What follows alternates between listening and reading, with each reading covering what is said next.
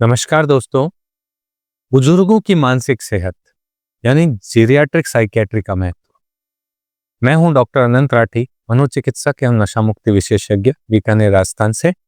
आज हम बात करेंगे एक ऐसे विषय के बारे में जिसकी चर्चा अक्सर मेडिकल चेकअप्स में नहीं होती। जीरियाट्रिक साइकियाट्री यानी बुजुर्गों की मानसिक सेहत।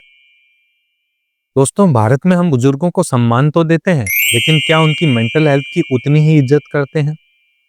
उम्र के साथ शरीर की तरह मन भी थकता है, और अगर हम ध्यान न दें तो ये थकान डिप्रेशन, डिमेंशिया या अकेलेपन में बदल सकती है। तो आइए हम जानते हैं कि बुजुर्गों की क्या मानसिक परेशानियां हो सकती हैं, उन्हें कैसे समझें, कैसे संभालें और कैसे उनका साथ दें। जो common mental health related problems है बुजुर्गों में, वो क्या है, आइए हम बात करें। दोस्तों, उम्र के बढ़ने के साथ मानसिक चुनौतियां भी बढ़ती है। यहाँ कुछ सामान्य समस्याएं जो बुजुर्गों में पाई जाती है, जैसे कि डिमेंशिया, अल्जाइमर्स डिमेंशिया या वास्कुलर डिमेंशिया, जिसके अंदर याददाश्त धीरे धीरे कमजोर होती जाती है। बुजुर्ग रीसेंट चीजों को भूलने लगते हैं, जैसे चश्मा रखा भूल गए कहाँ है, पैसे रखे भूल गए कहाँ है, किसी बच्चे का नाम भूल गए, उसका नाम नहीं याद आ रहा, उसके पेरेंट के नाम से बुला रहे हैं, ये उसका बेटा है। या कई बार तो कोई चीज रखी भूल गए और ढूंढ कहीं और रहे हैं, और फिर चोरी का आरोप लगा देते हैं, उसने मेरा ये सामान चुरा लिया। तो जो रिसेंट चीजें हैं वो भूल जाते हैं, इनको पुरानी सब बात याद है। 50 साल पहले क्या हुआ था, उसकी शादी में क्या हुआ था, ये सब पुरानी बातें बताएंगे और उन्हीं को रिपीट करते रहेंगे, क्योंकि उस समय जो ब्रेन की मेमोरी थी वो सही थी, मेमोराइज करने की कैपेसिटी सही थी, उनको रिकॉर्ड करके स्टोर किया हुआ है।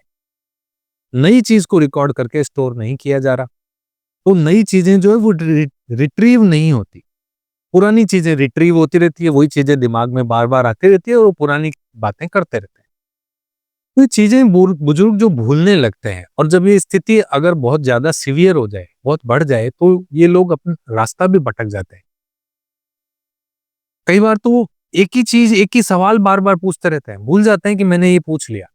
खाना बार बार मांग लेते हैं, खाना खाया आधे घंटे बाद फिर मांग लेंगे, खाना दे दो, मैंने तो खाना खाया ही नहीं।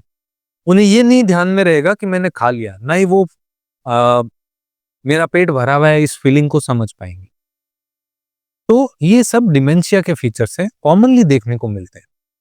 लोग इसे बुढ़ापे में सठिया गए हैं या बुढ़ापे में तो भूल पड़ती है, ये समझ करके उसको इग्नोर करते हैं। दोस्तों, डिमेंशिया को बढ़ने से रोका जा सकता है, अगर सही समय पर पहचान करके ट्रीटमेंट दिया जाए तो स्थिति बद से बदतर न हो, इसको रोका जा सकता है।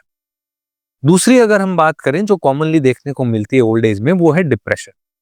जी हाँ दोस्तों, जीवन निरर्थक सा लगने लगता है, बुजुर्ग अचानक से चुप हो जाते हैं, मुस्कुराना भूल जाते हैं, उनकी नींद में कमी आ जाती है, भूख में कमी आ जाती है, उनके चेहरे पर निराशा के भाव दिखने लगते हैं, वो एंजियस दिखते हैं, उन्हें चिंता दिखती है चेहरे पे। जैसे छोटी छोटी बात पे डरने लगते हैं, बच्चा स्कूल गया हुआ है, 2 मिनट लेट हो गया, 5 मिनट लेट हो गया, वो क्यों नहीं आया।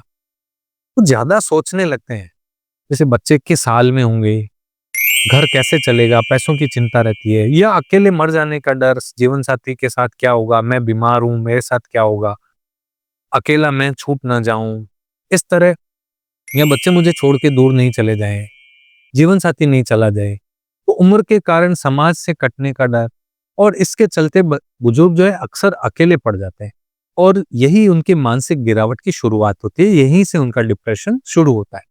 दोस्तों, ये सब उम्र का असर नहीं है, ये मानसिक स्वास्थ्य से जुड़ी समस्या है, जिसका कि इलाज संभव है। दोस्तों, इंडियन कंटेक्स्ट में जो बदलती पारिवारिक संरचना है और जो चुनौतियां बढ़ती जा रही है, तो भारत में भी जॉइंट फैमिली सिस्टम ने बुजुर्गों को सुरक्षा, साथ और पर्पस दिया था।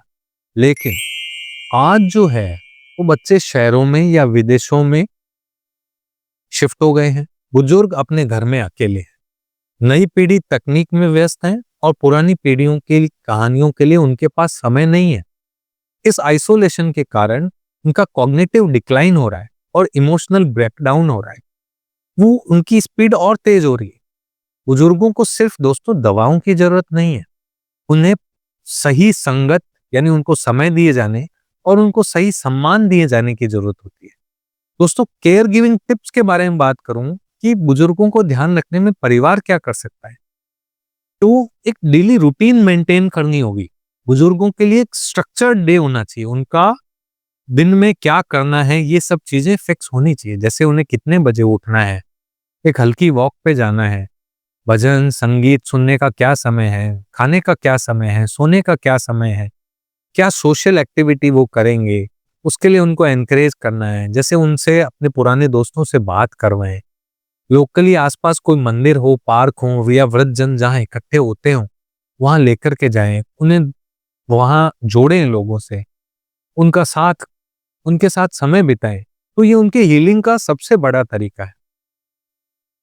दूसरी जो हम बात करें वो है सेफ्टी एट होम। बच्चों की घर में बुजुर्गों की घर में कैसे सुरक्षा करें, तो घर में जैसे एंटी स्लिप मैट्रेसेस, जैसे पर्टिकुलरली बाथरूम के बाहर, बाथरूम के अंदर जहां फर्श गीला होता है वहां एंटी स्लिप्स मैट्रेस लगा दी, या सपोर्टिंग रेल्स लगा दी सीढ़ियों पे, ताकि वो हाथ उसमें सहारा लेकर के सीढ़ियां चढ़ सके। या जो वेस्टर्न उनका टॉयलेट है सीट, उसके पास में हाथ पकड़ के उठने के लिए एक कोई रेलिंग लगा दी, ताकि वो वहां से आराम से उठ के खड़े हो सके।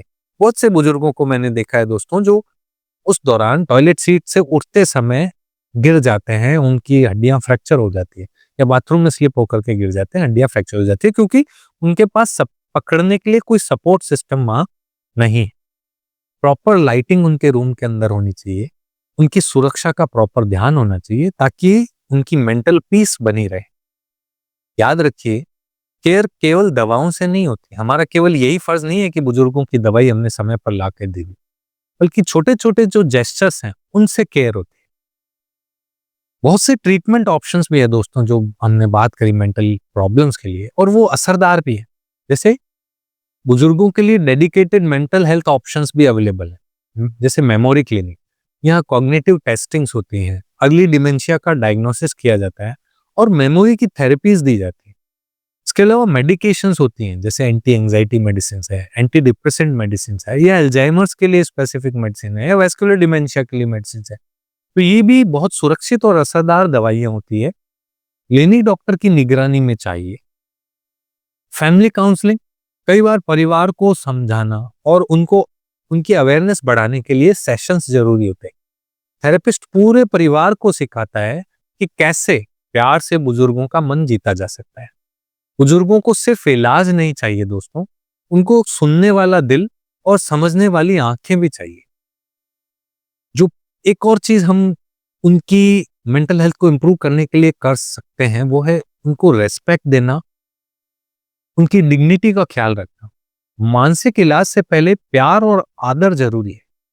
अगर कोई सीनियर सिटीजन जब परेशान होता है या चिड़चिड़ा होता है या बार बार एक ही बात कहता है, तो उन्हें इग्नोर मत कीजिए। सोचिए, क्या वो पहले भी ऐसे थे? बदलता व्यवहार एक सिम्टम है और उस पर ध्यान देना हम सब की जिम्मेवारी है। उन्हें समझिए, उन्हें पूछिए, उन्हें गले लगाइए, उन्हें फिर से वो एहसास दिलाइए कि वे बोझ नहीं, वे परिवार का आधार है। रेस्पेक्ट से बड़ी कोई दवा नहीं। तो फाइनल थॉट में इस वीडियो के बारे में कहूं, वो ये कि दोस्तों, जो बुजुर्गों के चेहरे पर झुर्रियां हैं, पर वो हर रेखा एक अनुभव की किताब है। अगर हम उनके अनुभव का आदर करेंगे तो वो हमें उम्र से पहले समझदार बना देंगे। तो जीरियाट्रिक साइकियाट्री का मतलब सिर्फ इलाज नहीं, बल्कि एक नई सेंसिटिविटी का जन्म है। अगर आपके घर में माता पिता, दादा दादी या कोई बुजुर्ग हैं, तो आज उनसे 10 मिनट बैठ करके बात कीजिए, और अगर जरूरत हो तो मानसिक जो रोग विशेषज्ञ हैं उनकी मदद भी लीजिए, क्योंकि बुजुर्गों का साथ आशीर्वाद से भी बढ़कर होता है। इस चीज को हमेशा ध्यान रखिए। जय हिंद, जय भारत।